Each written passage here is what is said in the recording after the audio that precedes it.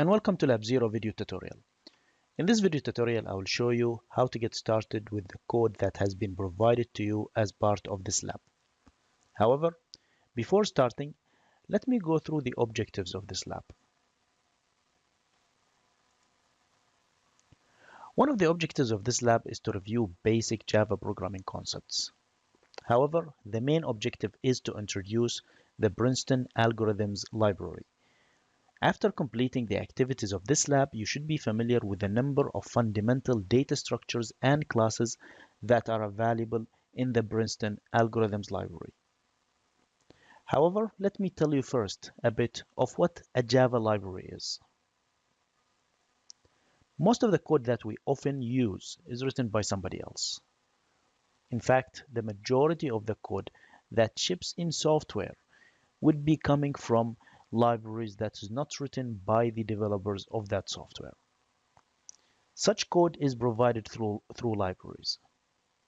And in Java, a library is a collection of Java classes that serve a certain purpose. Very often, these classes would be packaged together in a zip file-like file, which we call a Java archive or a jar file. And in this video tutorial, I will show you how a jar file is often brought into the NetBeans IDE in order to be utilized in our code. The library that we'll be using is called the Princeton Algorithms Library. This library is a collection of data structures, algorithms, as well as clients that use these algorithms, which come with a textbook called Algorithms 4th edition. This book is written by Robert Sedgwick and Kevin Wayne. This library is an open source library, and it's available for download in both source code as well as binary release through a GitHub repository. And this is the link from which you could download that library. Also, there is a documentation which is available with this library. In fact, let me just open this documentation. So let me just go to this link. And this is going to open a documentation class, or sorry, the documentation page. Now, what is a documentation page? Most of third-party Java libraries, they would come with some kind of a documentation. And a documentation page would tell us how to use the classes that come with that library. For example, one of the classes that come with the Princeton Algorithms library is the stack class. So, as you can see, in the left pane, you have all the classes listed. So these are all the classes that come with this library. Now I can do one simple thing here and just scroll down until I reach the stack library. So this is the stack class. So let me click here, and this will open the page of the stack class. So if you look at the initial description, this will tell you what is exactly a stack class. So it's saying that a stack class represents a last in, first out stack of generic items. So you'll have some description of what that class is. You also will have some information about who's the authors of that class. And it will show you a summary of the different constructors that are available with that class. So you will be able to initiate or initialize an object of this class. And then you will have a list of methods or a method summary, which is going to show you a list of methods that are available with this class. So one of the methods available in the objects of this class is the empty method, which basically tells you whether a stack is empty or not. You also have the push method, which you can call in order to add items to the stack. Similarly, you have a pop method, or additionally, you have a pop method. And the pop method basically removes or returns the item which is the most recently added to the stack. And as you can see, the return type is the item itself. Now, you're going to understand how the stack class is used more once we demonstrate the code. So let's get started with the demonstration of the code. Okay, so to get started, let's create one folder in the Z drive, and let me call this folder ITSE 3102. So I'll just keep all the files for this lab under this folder. And then the next thing you want to do is go to e-learning, and in e-learning go to Lab0, and then download this zip file which is called lab0.zip. So save this file in the folder that we have just created. So this would be under ITSE 3102. So save the file here, and once it's downloaded, let's go back to ITSE 3102, and this is the zip file here. And then right click, let's just extract, so 7-zip, and extract here. So you just want to select this one and don't select extract to Lab0, select extract here, and this will create one folder called Lab0. Now click on this Lab0 file, and you will see this file structure here. Now this is basically a NetBeans project, and as you can see, there is one file called manifest.mf and build.xml. So this has to be coming directly under Lab0. If these are not directly under Lab0, then probably you need to re-extract the file, or sorry, re-extract the zip file in the correct using the correct method. Now the next thing that we want to do is we want to, open this using NetBeans. So what I will do, I will just fire my NetBeans. So I'll open NetBeans IDE 8.2. I recommend that you use NetBeans 8, either 8.1 or 8.2, whatever is available for you. And then go to File. So in NetBeans, you go to File and then Open Project, and navigate to ITSE 101 folder. So I'll go to this PC, it's D drive, and ITSE 3102. And when you expand this, you will have Lab0 under ITSE 3102, and you will see that Lab0, next to it there is this coffee mug. This means that this is a NetBeans project. So you select Lab0 and click Open Project.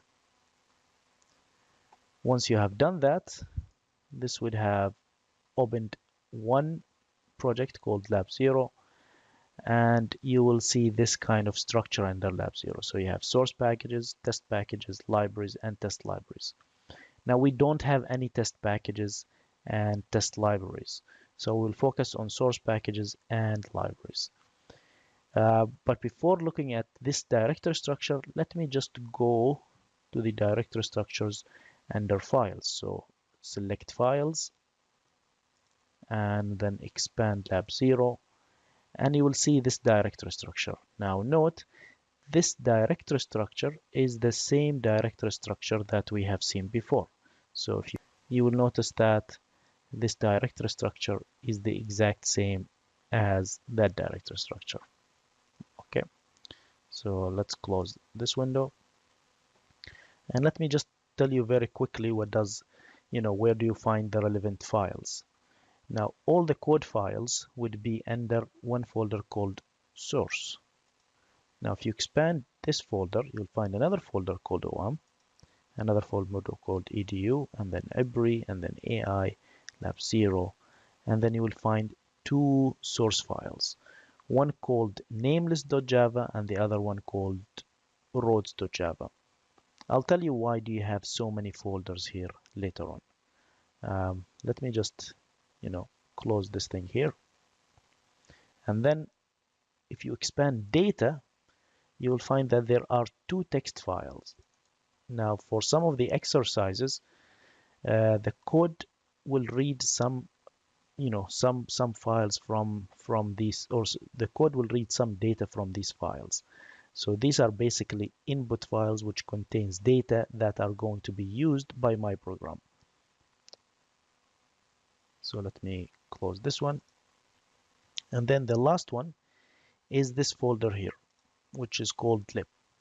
Now, and if you expand this, you will find one jar file here, which is called algs4.jar. This is basically the Princeton algorithms library. Now, as I mentioned to you before, that most Java libraries come as jar files.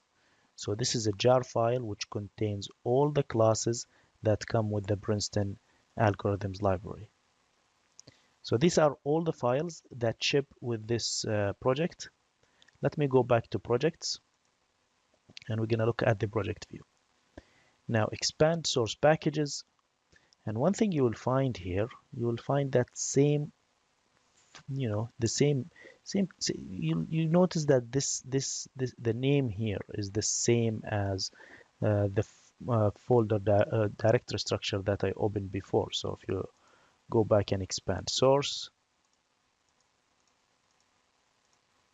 as you can see, these names here, OM, EDU, EBRI, AI, Lab0, is the same as this one here, om.edu.ebri.ai.lab0. This is basically a package name. So I, chose to keep all my source files under this package.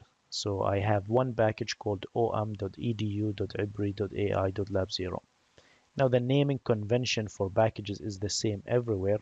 So a package name would be the reverse of a URI or a URL. So our college name is Ebri, well, it's supposed to be EbriCT edu.om, but that's fine. And I have Lab0, and this is an AI course, and this is Lab0 under that AI course. So you could think of this as kind of a reverse of a URL for this lab. When you expand this, you will find these two file names. One is called namelist, and one is called roads Java. I will not talk about these two. They are explained in your lab document, so I encourage you to read your lab document to understand, what is actually contained in these files. Now, one last thing that I want to show you is this libraries, list here. So when you expand libraries, you will find two things. You will find algs4.jar. This is the jar file that we are using in our code, which basically contains the algorithms Princeton library. But you also have the JDK 1.8. Now this is the default library. So this is kind of the Java development kit library. As you know that Java comes with a lot of classes, like pre-built classes, and these classes ships with the Java development kit. And now, since we now understand what is basically contained in this project, let me just very quickly demonstrate to you some of the capabilities that comes with the algorithms library. So let me create a new source file here. So right click in the package and select new, and then create a Java class. Let me call this class demo and click finish. Okay, let me just remove all of these comments. I don't need these comments, and maybe I'll just change the name here a little bit. Now I want to run this class directly, so I'll create a main method. So let's create one main method, public static void main string args. Okay, now what I want to use, or what I want to demonstrate first, is the stack class in the um, in the Java uh, in the Princeton's algorithm library. So let me go back to the documentation page that we have seen before. And as you can see, the stack class is located in this package, edu princeton cs.algs4. So let me import this package first in my code. So let me go back to my code and I'll import edu.princeton.cs.algs.stack. Okay, so this will import the stack class from this package. Now let me show you how you could use the stack class. So okay, using the stack class as a comment. Now the first thing I want to do is I want to initialize an object. So I'll use stack.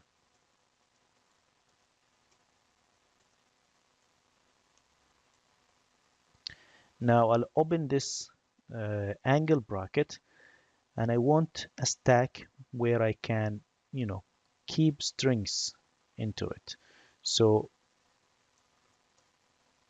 I'll use between angle bracket the class string and I'll call this a stack of strings which is equal to new stack. Okay, and you could add optionally here, although it's not required, the class string. So this is basically says that whatever going to be inside this stack will be of data type strings. Now let us add some strings to the stack. So I'll use stack of strings dot push. Now to add something to the stack, you usually will push it, and as you can see, it's expecting a string item. So I need to add strings to the stack. So let me put I don't know, the string hello, or let me just put city names. So I'll put Ibri, again stack of strings dot push Nizwa. Let's add something else to the stack. Sorry, dot push will use Muscat. Okay, so here is a stack. So we are defining a stack. Here we are adding some items to the stack. Okay, and let's say that I wanted to check the length of this stack. So I wanted to know how many elements in this stack. So let's say I didn't know what is the method to be used. So what I do, I go back to the documentation and I read the documentation. And in the method summary, it says that I have this method, which is called size. And size returns the number of items in the stack. So let me try this method. So yeah, and let me show you another method, which is called the std out in the Princeton algorithms library. So I'll import edu Princeton CS algorithms and then std out. Okay, now let me display some message or some output. So std out dot print ln, and what do I want to print? I want to print size of the stack is, and then plus stack of strings dot size. Okay, let's test this code and just check what is going to be the output. So right click and then run file, and well, as expected, it says size of stack is 3. because I got 3 things inserted into the stack. Let's say that you wanted to print all the values inside the stack. So what I will do, I will use something called the enhanced for loop. So I would say for string city. Now, why did I say for string city? Because remember, the stack contains strings. So each element will be a string. City is just a variable name, so this could be city, or it could be C, or it could be CC. It doesn't matter where it is. I'll just call it city. And then stack of strings. So what this loop will do, it will go, so it's gonna list all the items inside stack of strings, and each time it's going to take one item, and then I can use this item inside my loop. Now what I want to do, I just want to print these items. So let me just copy, or let me use the std out. So std out dot print, so dot println and then city.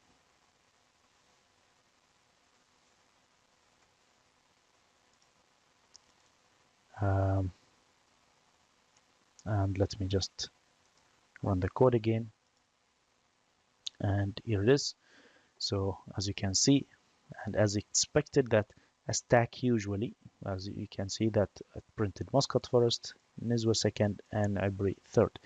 Now the reason that is done that, because remember, in a stack things are printed, or when you're inserting things in a stack, you are inserting always at the top. So you insert Ibri first, and when you insert Nizwa, Nizwa inserted in the top of Ibri, and when you insert Muscat, you insert Muscat in the top of Nizwa. Now when you're printing from the stack, you start from the top and you go down to the bottom. So in the top you'll have Muscat, and in the bottom you'll have Ibri. That's why we get it in this kind of reverse order. So this is probably how you could use a stack to reverse, a list of items. Now this just shows one data structure in the Princeton algorithms library. Again, there are many data structures, and what you will have to do, you will have to read the documentation, read the problem description, and try to find out how to use the class that is most appropriate for the task. So that's all for this video tutorial, and good luck with the activities in the lab.